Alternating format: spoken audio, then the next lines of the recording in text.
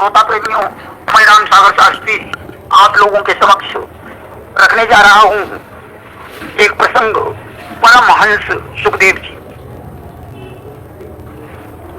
देखिए, सर्वप्रथम ये बताना चाहूंगा कि नारद जी को देवर्षि तथा वेदांत, योग, ज्योतिष, वैदिक, संगीत और भक्ति का मुख्य आचार्य माना गया। भक्ति का प्रचार करना इनका श्रेय है।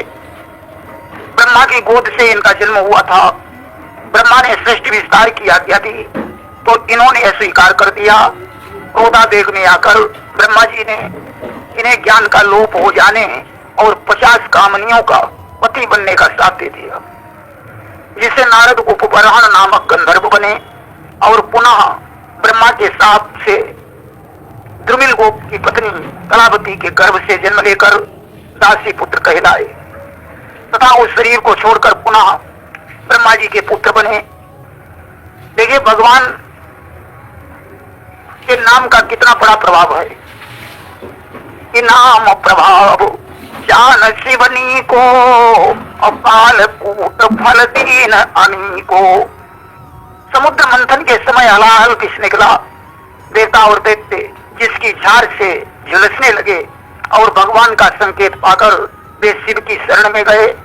शिव ने सती की तरफ देखा और कहने लगे कि देवी, प्रजा के प्राणों की रक्षा हेतु हलाहल पीना है। भवानी ने उनकी इच्छा का अनुमोदन किया। शिव ने कहा, श्री राम नाम समस्त मंत्रों का बीज मंत्र है। इसका जाप करते हुए मृत्यु के मुंह में भी प्रवेश किया जाए तो भी चिंता का विषय नहीं है। एक बार भगवान शंकर सती के सहित पृथ्वी पर विचरण कर रहे थे। मार्ग में उन्हें उजड़े गांवों के 2 टीले दिखाई पड़े। शंकर जी ने नंदी से उतरकर उन टीलों को प्रणाम किया। पार्वती जी के पूछने पर बताया कि 10,000 वर्ष पहले इन दोनों स्थानों में 2 भक्त निवास करते थे। भक्तों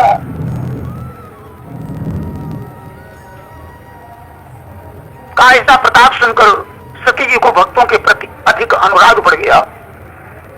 देखिए, ब्रह्मा जी के 5 मानसिक पुत्र थे, सनक, सनंदन, सनातन, सनत कुमार और सनत सुजात, जिनमें 5वें का उल्लेख कम किया गया है। इन्होंने रात दिन भगवान कृष्ण का नाम जाप किया। इसी से वे सदा 5 वर्ष के ही बने रहे। ये शेषनाग के पास जाकर भगवान की लीला सुधा का पान करते थे। इन्होंने सुखदेव और भीष्म को अध्यात्म विद्या का उपदेश दिया था। महाराज पृथु ने इनसे ही भागवत सदुपदेश ग्रहण किया था। इन्होंने प्रलय के कारण पहले कल्प के भूले हुए ज्ञान का उपदेश ऋषियों को दिया था। महाभारत में सनत सुजात ने धृतराष्ट्र को सुंदर उपदेश दिए थे। भागवत की वेद स्तुति में सनंदन प्रवचनकार बने। बाकी 4 भाई श्रोता थे। एक बार इन्होंने वैकुंठ की यात्रा की। नग्न बालक रूप देखकर जय विजय ने इन्हें अंदर नहीं जाने दिया। उन्होंने उन्हें निशाचर होने का श्राप दे दिया। उस समय भगवान ने आकर इनकी स्तुति की। सनकादि बोले, हम तो अनुचित उचित नहीं जानते हैं, इस अपराध की आप कोई सजा दे दो। भगवान ने कहा, ये सब मेरी इच्छा से हुआ है। कर्दम ऋषि ने ब्रह्मा की आज्ञा से संतान उत्पन्न करने हेतु सरस्वती नदी के तट पर 10,000 वर्ष तक तपस्या की। भगवान ने प्रकट होकर कहा कि परसों ब्रह्मा के पुत्र मनु अपनी पत्नी के साथ आएंगे। वे देवहूति नाम की कन्या तुम्हें अर्पण करेंगे। उसके द्वारा तुम्हारे यहाँ 9 कन्याएं होंगी और मैं भी तुम्हारे यहाँ अंश रूप में पुत्र बनकर प्रकट होऊंगा और सांख्य शास्त्र की रचना करूंगा। विवाह के उपरांत 9 कन्याएं उत्पन्न हुई। उसके बाद कर्दम ने संन्यास लेने का विचार किया। तब देवहूति ने कहा, आपके बन जाने पर मेरा शोक दूर करने के लिए एक ब्रह्मज्ञानी पुत्र चाहिए। कर्दम ने कहा, राजपुत्री, तुम्हारे उदर में भगवान जगदीश्वर शीघ्र अवतार धारण करेंगे। और तुम्हें ब्रह्म ज्ञान का उपदेश देंगे। देवहूति श्रीहरि का आराधन करने लगी। उस समय पाकर कपिल देव का जन्म हुआ। प्रगटे कपिल देव भगवाना, सांख्य शास्त्र जिनकी न बखाना। मरीचि ब्रह्मा आज कर्दम के आश्रम पर पहुंचे। कर्दम और देवहूति को पुत्र का महात्मा बताया। ये सिद्ध मुनियों में अग्रणीय और सांख्य शास्त्र के प्रचारक होंगे। ब्रह्मा जी चले गए। कर्दम ने कपिल की स्तुति की और संन्यास की आज्ञा मांगी। कपिल ने कहा, यद्यपि तुम्हें घर में भी मुक्ति मिल सकती है, तथापि तुम संन्यास ग्रहण करो। मैं देवहूति को मोक्ष सुख प्राप्त कराने का उपदेश दूंगा।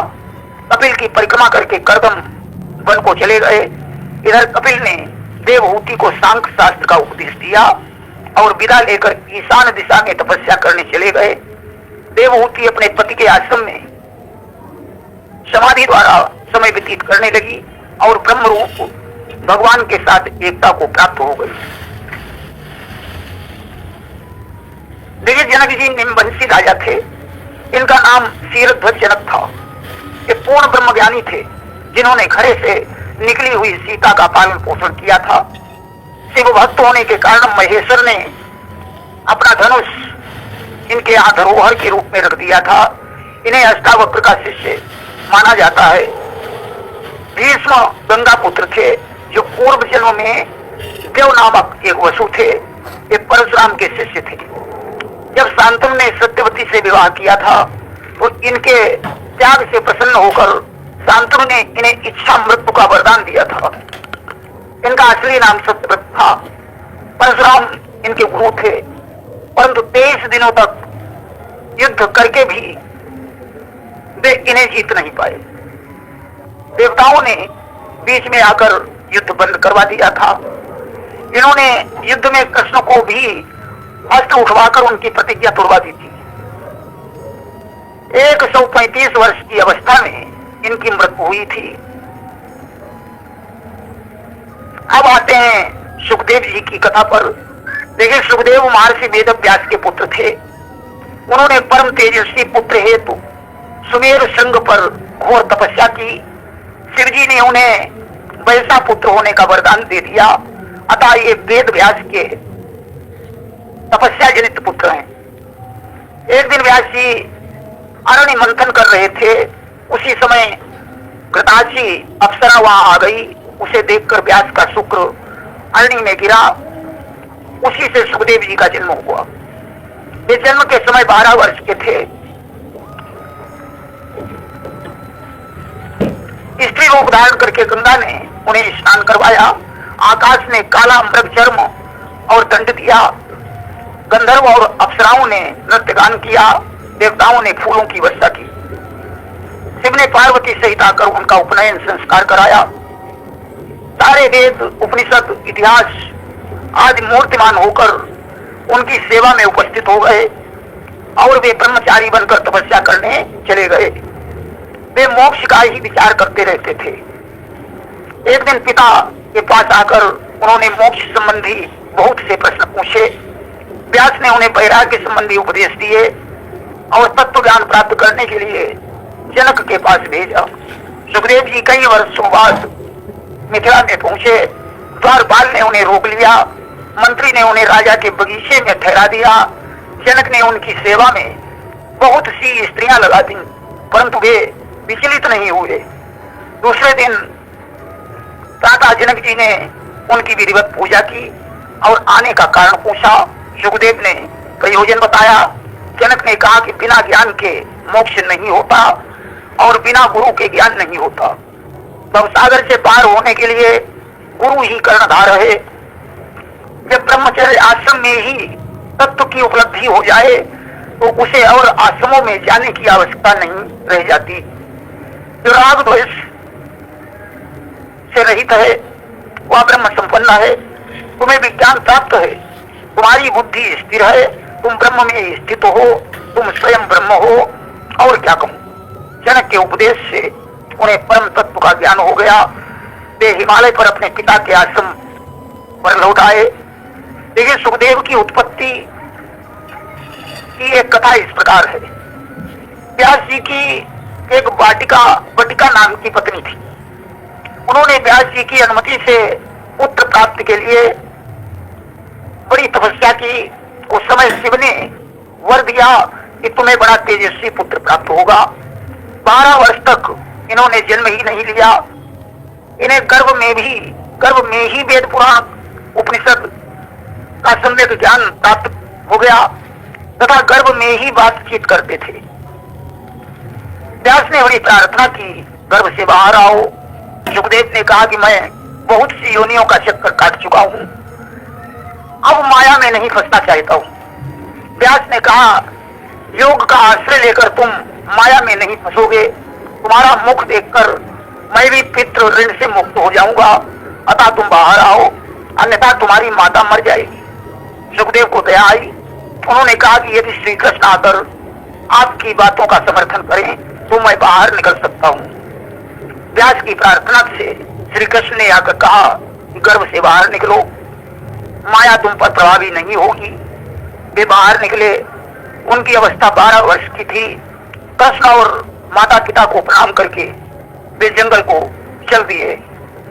जन्मत ही जग दुख निरखी, नराल बेटे अंग, भाग पड़े सुख मोह बस, लगे व्यास हूँ संग। मोह बस व्यास जी उनके पीछे दौड़े। बहुत कुछ समझाया, तुम मेरे पास रहो, परंतु वे विरक्त होकर चले गए। पुराणों में इनके जन्म की एक और भी कथा आती है कि भगवान शंकर पार्वती जी को निर्जन वन में कथा सुना रहे थे। वहां एक तोते का अंडा रखा था। पार्वती को निद्रा आई। तोते का अंडा सजीव होकर हुंकारी देने लगा। उसको मारने के लिए शिव ने अपना त्रिशूल उठाया। वह व्यास की पत्नी के उदर में प्रविष्ट हो गया और 12 वर्ष के पश्चात सुखदेव के रूप में प्रकट हुआ। वे व्यास जी से अलग ही रहते थे। उनका जीवन विरक्त था। नारद जी के कहने पर वे व्यास के पास लौटे, भागवत का अध्ययन किया। उनकी भागवत सुनने बड़े बड़े ऋषि आया करते थे। नारद के आने का वर्णन मिलता है। सुखदेव ने नारद की पूजा की।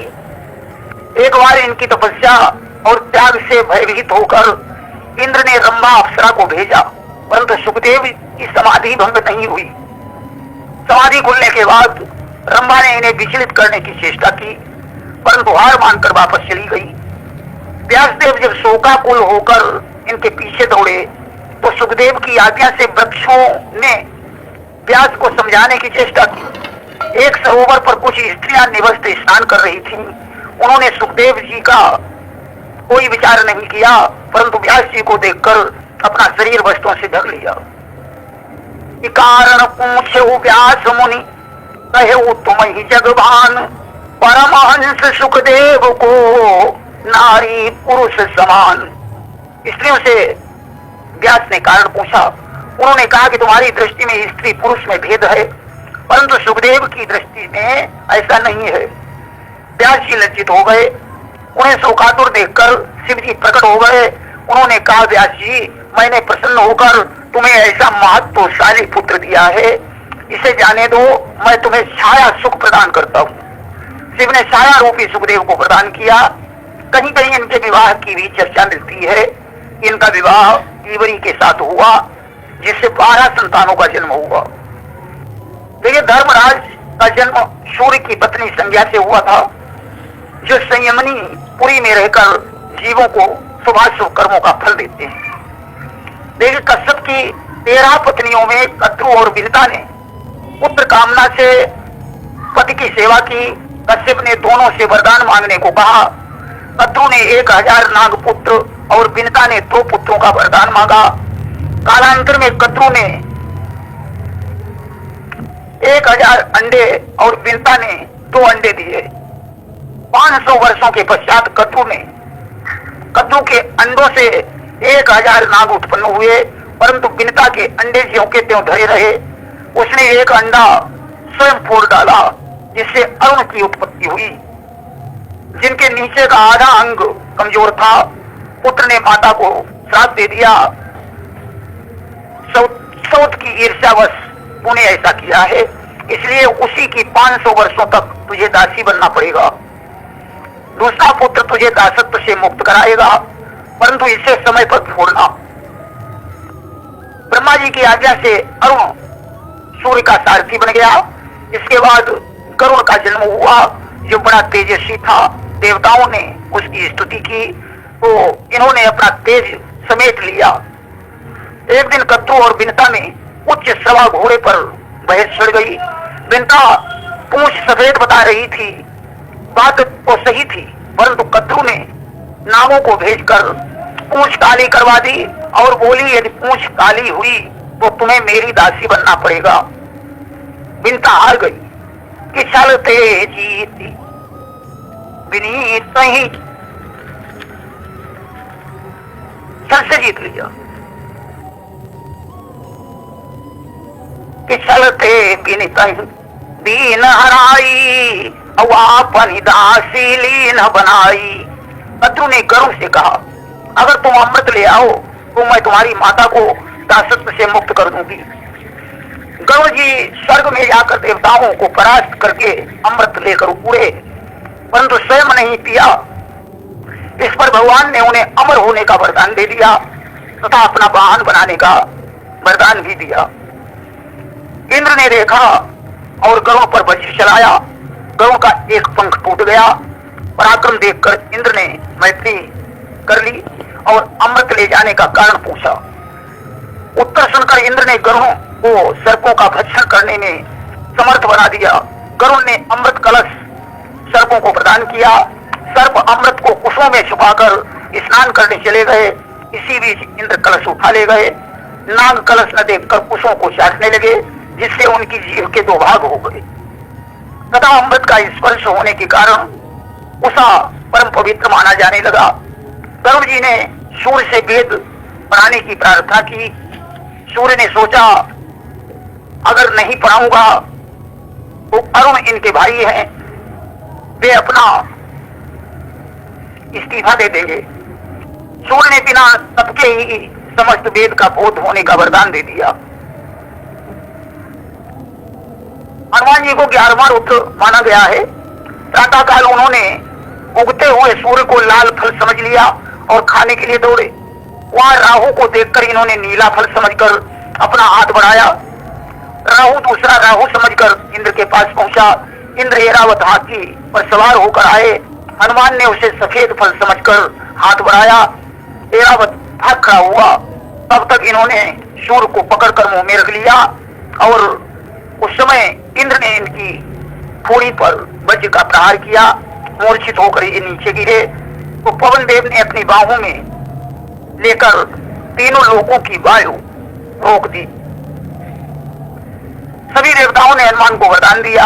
हनुमान जी अतुलित बल के धाम बन गए।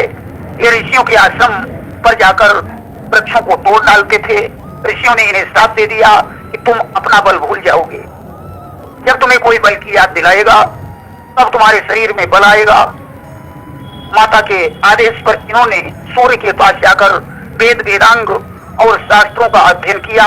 इसके पश्चात किष्किंधा में आकर सुग्रीव के पास रहने लगे। सुग्रीव ने इन्हें अपना सचिव बना लिया। जब तक पृथ्वी पर राम की कथा रहेगी तब तक पृथ्वी पर हनुमान रहेंगे। हनुमान ने भीम और अर्जुन तथा गरुड़ को भी अभिमान करने से बचाया था।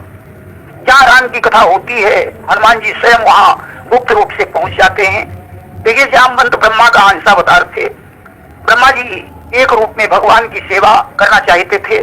जब तक भगवान ने राजा बलि को यज्ञशाला में तीनों लोगों को नापा था तब तक जामवंत ने सारी पृथ्वी की 7 परिक्रमा लगा डाली थी। ये भगवान के प्रधानमंत्री थे।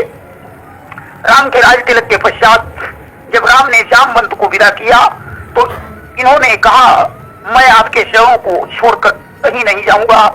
उस समय भगवान ने इन्हें द्वापर में मिलने की प्रतिज्ञा की थी। अरुण के 2 पुत्र थे, संपाति और जटायु।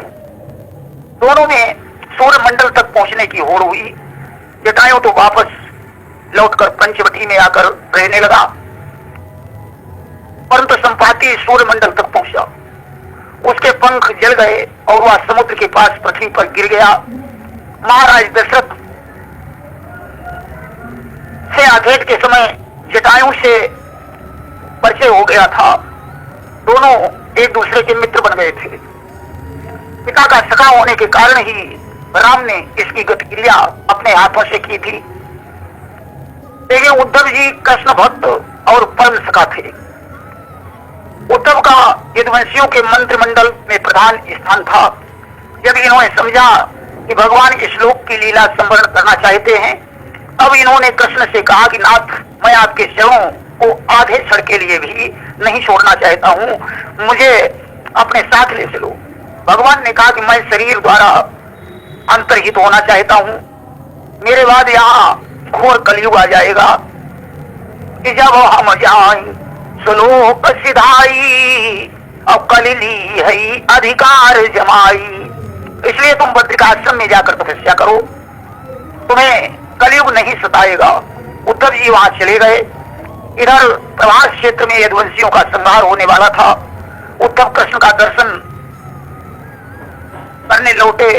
वे कृष्ण को ढूंढते हुए भगवान के पास पहुंचे। कृष्ण सरस्वती के तट पर पीपल वृक्ष के नीचे विराजमान थे। उद्धव ने प्रणाम किया। मैत्रेय भी वहां आ गए। भगवान ने प्रलय का ध्यान कराया। मैत्रेय को उद्धव के प्रति उपदेश देने की आज्ञा दी।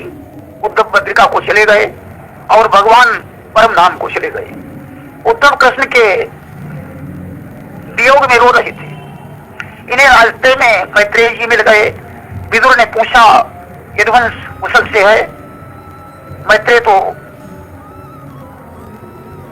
तो उद्धव कृष्ण के वियोग में रो रहे थे। इन्हें रास्ते में मैत्रेय जी मिल गए। विदुर ने पूछा, यदुवंश कुशल से है? वार्ता समाप्त। बताया कि वो तो समाप्त हो गया। मैत्रेय ने कहा, कृष्ण भी परम धाम को चले गए। उद्धव, आप तो परम ज्ञानी हैं। भगवान ने कहा कि मेरे बाद ही मेरे ज्ञान की रक्षा उद्धव ही करेंगे। प्रेम जोली वृंदावन बिहारी लाल की जय।